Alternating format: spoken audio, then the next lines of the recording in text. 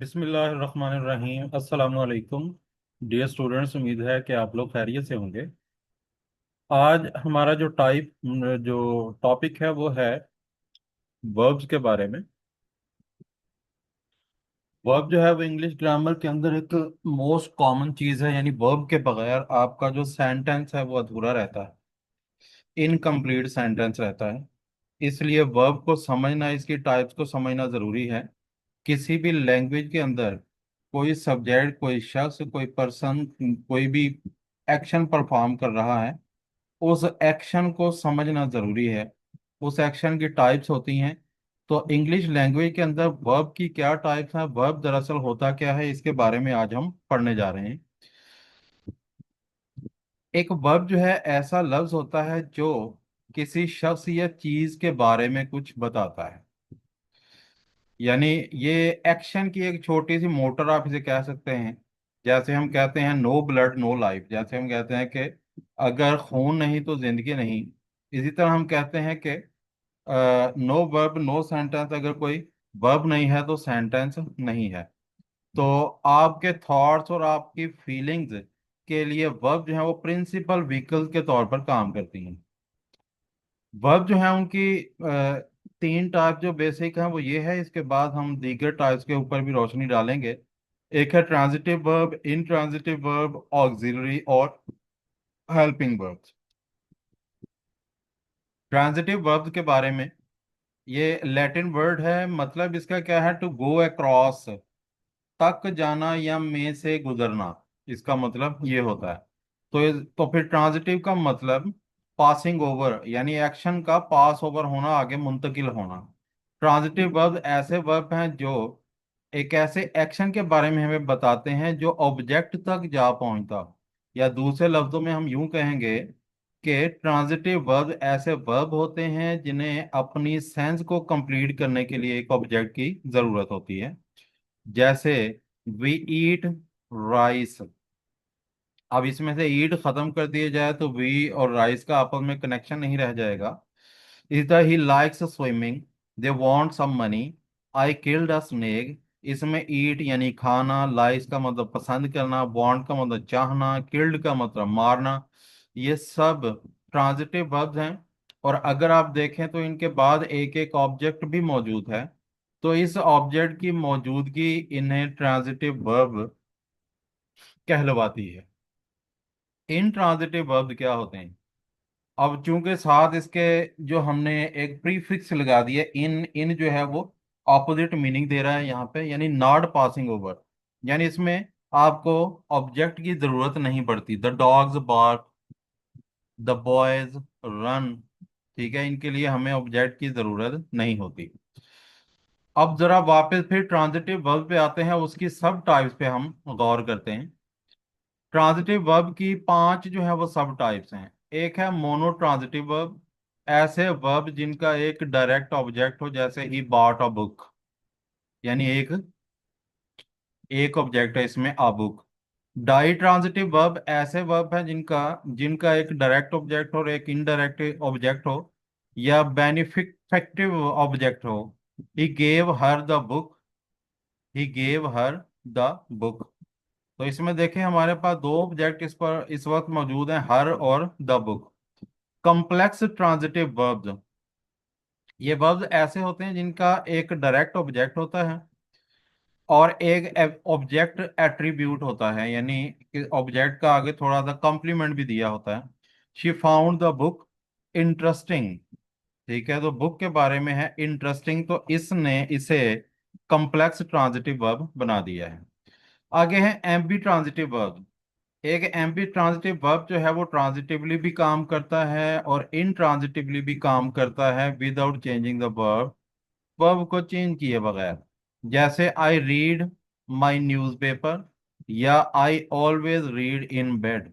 इसमें देखें I read my newspaper, read जो है यहाँ पर ट्रांजिटिवली काम कर रहा है, क्योंकि आगे चलकर न्यूज़पेपर मौजूद है, यानी ऑब्जेक्ट मौजूद है। I always read in bed, अब यहां पर देखिएगा, इसमें ऑब्जेक्ट मौजूद नहीं है। यहाँ जो आपको नजर आ रहा है इन बेड, ये दरअसल आपकी एडवर्बियल फ्रेज है। ठीक है, तो ये एडवर्ब ऑफ प्लेस है, ये आपका ऑब्जेक्ट नहीं है। अगर आप बेड को ऑब्जेक्ट कहेंगे तो ये दरअसल इन यानी प्रेपोजिशन का ऑब्जेक्ट है, ये आपके वर्ब का ऑब्जेक्ट नहीं है। आगे चलकर आता है जी इरगेटिव वर्ब। इरगेटिव वर्ब जो होते हैं ये भी ट्रांजिटिवली और इंट्रांजिटिवली यूज होते हैं। इसमें जरा देखिएगा, जब ये ट्रांजिटिव के तौर पर इस्तेमाल होता है तो ऑब्जेक्ट वही रहता है as the subject when it is intransitive, यानी ऑब्जेक्ट जो है वही इंट्रांजिटिव वर्ब का सब्जेक्ट बन जाता है। जैसे पीटर क्लोज द डोर, ठीक है। अब द डोर जो है इंट्रांजिटिव में द डोर क्लोज, ये सब्जेक्ट बन गया है। यहां पर हम एम्बी ट्रांजिटिव वर्ब और अर्गेटिव वर्ब की आपस में डिफरेंस पढ़ेंगे। जैसे ये देखें, the children broke the window, ठीक है, इरिगेटिव वर्ब है, the children broke the window, the window broke. The object of the transitive verb becomes the subject in the intransitive case. यहां पर देखें, हमारे पास ट्रांजिटिव वर्ब का जो ऑब्जेक्ट है वो है विंडो, तो यही विंडो जो है यहाँ पर आपका सब्जेक्ट बन गया है इंट्रांजिटिवली जब हमने इसे इस्तेमाल किया। जैसे यहां पर देखें, she close the door closed. अब जरा एमबी ट्रांजिटिव पे आ जाएं, ही ईट्स जंक फूड्स, लेकिन यहां पर आप यूं भी कहते हैं ही ईट्स, वो खाता है, यानी खाना उसकी आदत है। इसमें देखें, the object of the transitive verb can not become the subject of the transitive verb. आप जंक फूड्स को सब्जेक्ट नहीं बना सकते इन ट्रांजिटिव वर्ब में।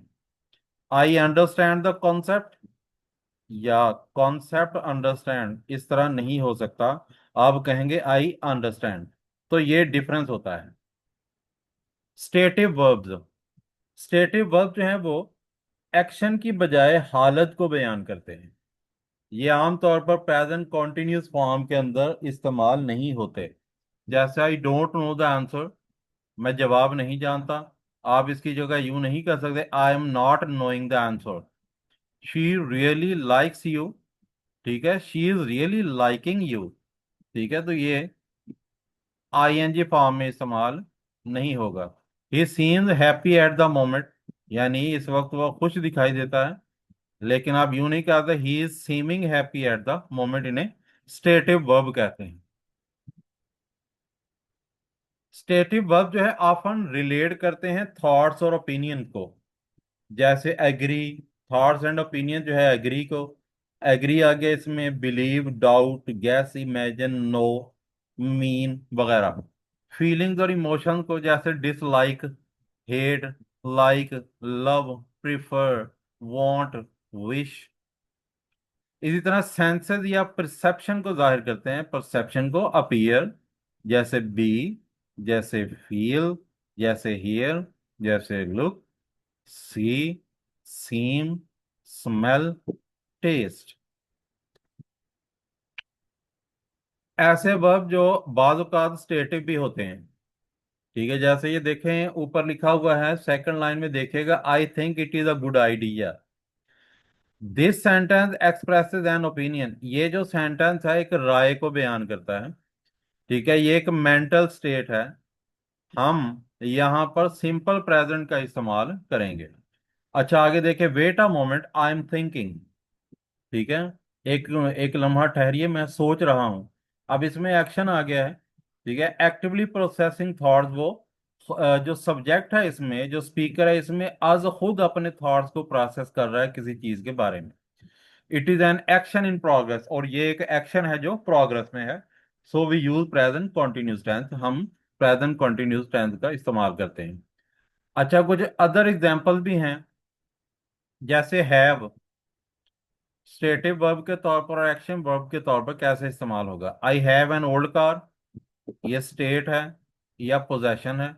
आई am having a quick break, यहां पर एक्शन है, यानी having a break is an activity, ये एक एक्टिविटी है। इस तरह see, do you see any problem with that state या opinion. We are seeing our teacher tomorrow afternoon, यहाँ सी का मतलब है मिलना, तो मिलना के मानों में ये प्रोग्रेसिव फॉर्म आ सकती है। बी, ही इज, बी से मुराद is, are, am, was, verb वगैरह। He is so interesting, state है ये। ही इज परमानेंट क्वालिटी है ये उसकी, मुस्तकिल क्वालिटी है। He is being very unhelpful, यहाँ पर एक्शन है, यानी वो आर्जी तौर पर बिहेविंग दिस वे, इस तरीके से बिहेव कर रहा है आर्जी तौर पर, तो ये एक्शन है। टेस्ट का देखने, लिखें, देखें, दिस कॉफी टेस्ट डिलीशियस, यानी इस ये कॉफी जो बड़े, इसका जायका बड़ा मजेदार मालूम होता है, ये स्टेट है। ये हाँ कॉफी के बारे में हमारी परसेप्शन है। The chef is testing the soup, यानी शेफ जो है वो सूप को चख रहा है, यहाँ पर एक्शन है। Testing the soup is an activity, यानी सूप को चखना जो है ये एक एक्टिविटी है। इसमें दूसरे वर्ब जो हैं वो भी शामिल होंगे, जैसे इसमें आप एग्री, अपीयर, डाउट, फील, ठीक है, गैस वगैरह या हियर, इमेजिन, इनको आप स्टेटिव वर्ब का नाम दे सकते हैं, और ये वर्ब जो है बाद का स्टेटिव, बाद का एक्शन वर्ब के तौर पर इस्तेमाल होते हैं। आगे है ऑक्सिलरी या हेल्पिंग वर्ब। ये हेल्प जो है हमारे, ये वर्ब जो है ये हमारा जो मेन वर्ब है, जिसे आप प्रिंसिपल वर्ब भी कहते हैं, उसे टेंस बनाने में मदद देते हैं, या वॉइस बनाने में, या मूड बनाने में, यानी वर्ब का मूड बनाने में। ये प्रिंसिपल वर्ब को इसका टेंस बनाने में, वॉइस या मूड बनाने में। जैसे हेल्पिंग वर्ब जो है वो दो कैटेगरीज में आते हैं। एक तो है टू बी कैटेगरी, या जिसमें हम is, am, are, was, were, has, have और हैड का इस्तेमाल करते हैं। दूसरा है do, does, did, shall, will, would, can, could, may, might, must, ought to. इन सब के बाद हम सिंपल फर्स्ट फॉर्म का इस्तेमाल करते हैं, लेकिन इज और एम के बाद नहीं। द मूड्स ऑफ वर्ब्स, आगे है हमारा topic moods of verb. The word mood indicate करता है जिस तरीके को, इसका मतलब है तरीका, जिस तरीके में वर्ब जो है वो एक सेंटेंस के अंदर इस्तेमाल हुआ हो। इंग्लिश में फोर मूड्स होते हैं: the indicative mood, the imperative mood, the subjunctive mood, the infinite mood. सबसे पहले हम बात करेंगे द इंडिकेटिव मूड पे। Indicative mood off the verb, ये पॉजिटिव या नेगेटिव स्टेटमेंट बयान करता है या बनाता है, या फिर कोई क्वेश्चन रेज करता है। ही केम हियर यस्टरडे, ये एक पॉजिटिव स्टेटमेंट है, इसको आप वर्ब का इंडिकेटिव मूड कह सकते हैं। He does not drink every morning, ये भी इंडिकेटिव मूड है, क्योंकि इसमें नेगेटिव बयान किया जा रहा है। हाउ आर यू या डिड यू गो, इसको हम, ये सारे जो सेंटेंसेस को अगर इनका मूड बयान किया जाए तो हम कहेंगे कि ये इंडिकेटिव मूड के अंदर है।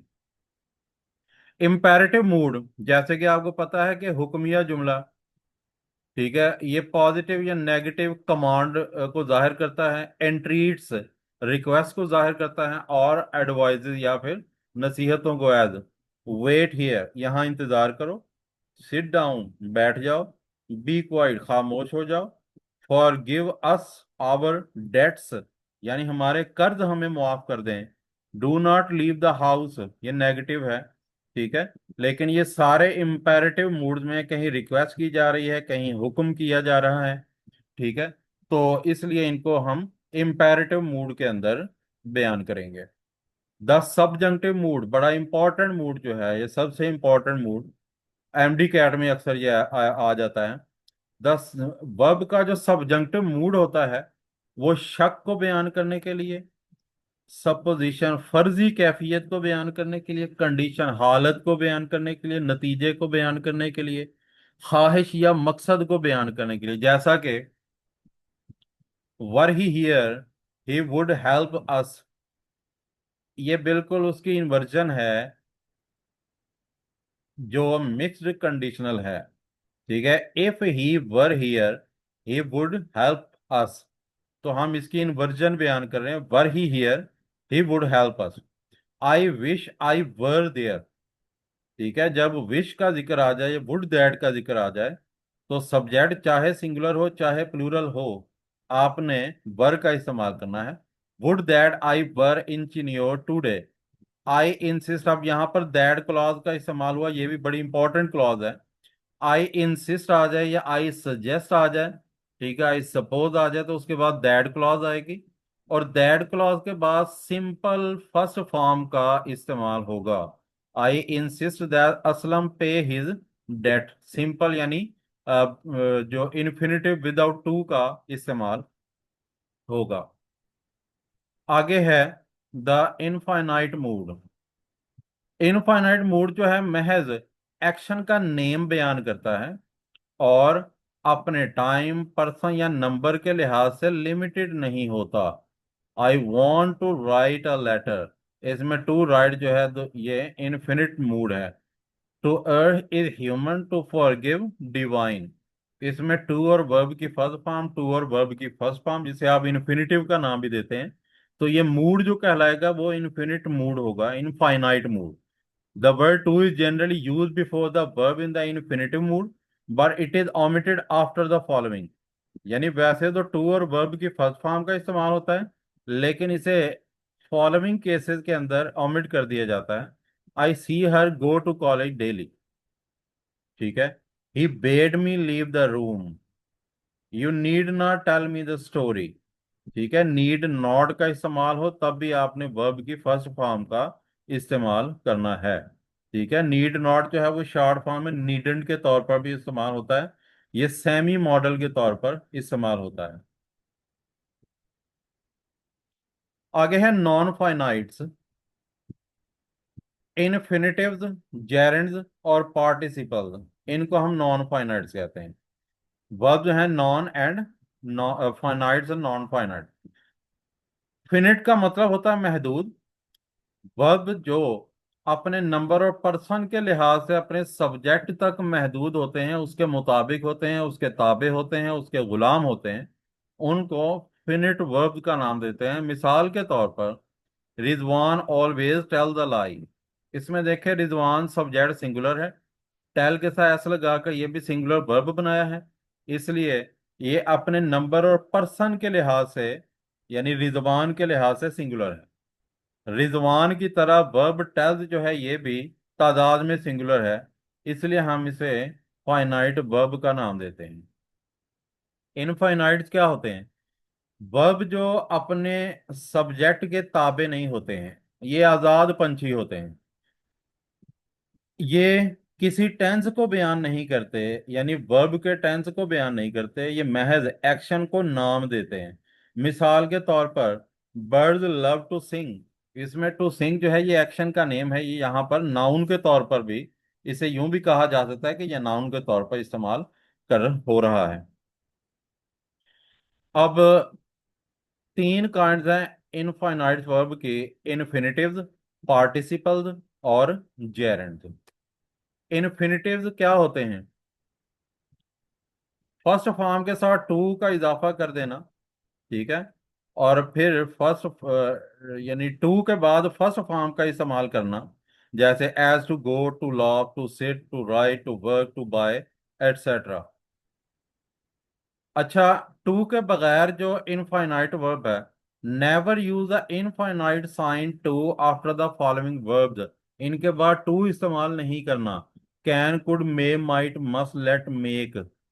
मेक जिसका मतलब फोर्स होता है। See, watch, hear, feel, bid, behold, observe, dare, not, dare और नीड। ये डेयर जो है ये भी सेमी मॉडल के तौर पर इस्तेमाल होता है, ठीक है। He dare not go out. I bade him go there, यानी मैंने उसे वहां जाने का हुक्म दिया। My son can swim very well, swim first form का इस्तेमाल हुआ है, ठीक है। और यहां पर देखें कुड के बाद हमने सी का इस्तेमाल किया है। May I trouble you, for a moment may के बाद ट्रबल का इस्तेमाल हुआ है। He might come in the morning, तो माइट के बाद फर्स्ट फॉर्म का इस्तेमाल हुआ, टू का इस्तेमाल आपने नहीं करना। अगर verbs make, see, beat, be, hold, observe passive voice में इस्तेमाल हो तो टू का इस्तेमाल करना है। He was made to understand, यानी उसे समझाया गया, he was seen to leave the place, इधर the girls were watched to play hockey. ठीक है, तो पैसिव वॉइस में इनके साथ टू का इस्तेमाल आप जरूर करेंगे। आगे है पार्टिसिपल। एक पार्टिसिपल जो है ये डबल पार्ट ऑफ स्पीच होता है, ये वर्ब का काम भी करता है, ये एडजेक्टिव का काम भी करता है, इसलिए हम इसे वर्बल एडजेक्टिव का नाम भी कभी कभी देते हैं। There are three kind of participle: present participle, past participle और perfect participle. Present participle first form के साथ आईएनजी को कहते हैं। पास्ट पार्टिसिपल जो है वो वर्ब की थर्ड फॉर्म को कहते हैं। परफेक्ट पार्टिसिपल जो है वो हैविंग या हैविंग बीन और वर्ब की थर्ड फॉर्म को हम कहते हैं। प्रेजेंट पार्टिसिपल ये आईएनजी इस्तेमाल करके हो जाता है, जैसे स्लीपिंग, लाफिंग, गोइंग, वर्किंग, इसलिए हम इसे आईएनजी फॉर्म ऑफ वर्ब कहते हैं। ये एज अ वर्ब कब यूज होता है, जैसे आई एम स्लीपिंग, मैं सो रहा हूं, एज अ वर्ब यहां पर हुआ। ही वॉज स्लीपिंग, वो सो रहा था। He will be going to Karachi, वो कराची जा रहा होगा। तो यहाँ पर एज अ वर्ब इस्तेमाल हुआ। एज एन एडजेक्टिव का भी इस्तेमाल होता है जब ये किसी नाउन से पहले आ जाए, जैसे a laughing boy, the sleeping dog, a working farmer, an interesting book. इसे प्रेजेंट का पार्टिसिपल और काम कैसे कर रहा है, एडजेक्टिव के तौर पर। पास्ट का पार्टिसिपल जो है ये भी डबल पार्ट ऑफ स्पीच है, वर्ब की थर्ड फॉर्म को कहते हैं, और ये भी वर्ब का काम भी करता है और एडजेक्टिव का काम भी करता है। जैसे वर्ब का काम कैसे करता है, he had gone, she has joined the meeting, third form. He has gone to Karachi, third form. और एज एन एडजेक्टिव, एडजेक्टिव के तौर पर किसी नाउन से पहले वर्ब की थर्ड फॉर्म का आ जाना, जैसे a rotten egg, the ruined countryside, a shocked expression, a locked door, the gerund. Gerund क्या होता है, ये भी ING form of the verb होती है। ठीक है, या प्रेजेंट का, वर्ब का प्रेजेंट टेंस होता है, उसके साथ आईएनजी इस्तेमाल कर दें। ये नाउन की फोर्स भी रखता है वर्ब की, इसलिए हम इसे वर्बल नाउन का नाम देते हैं।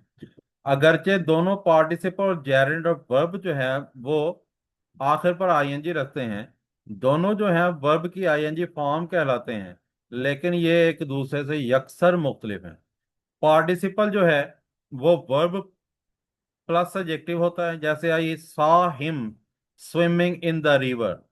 यह स्विमिंग जो है यहाँ पर पार्टिसिपल के तौर पर इस्तेमाल हुआ। और जेरंड जो है ये एक वर्ब प्लस नाउन होता है, जैसे swimming is a good exercise. ठीक है, तो यहाँ पर स्विमिंग जो है ये जेरंड के तौर पर इस्तेमाल हुआ है। उम्मीद है कि आज की वीडियो जो है आप लोगों को पसंद आई होगी। इंशाल्लाह नेक्स्ट वीडियो के साथ हम एक दफ़ा फिर यहाँ पर मौजूद होंगे, इसी प्लेटफॉर्म के ऊपर। अगली वीडियो तक अल्लाह।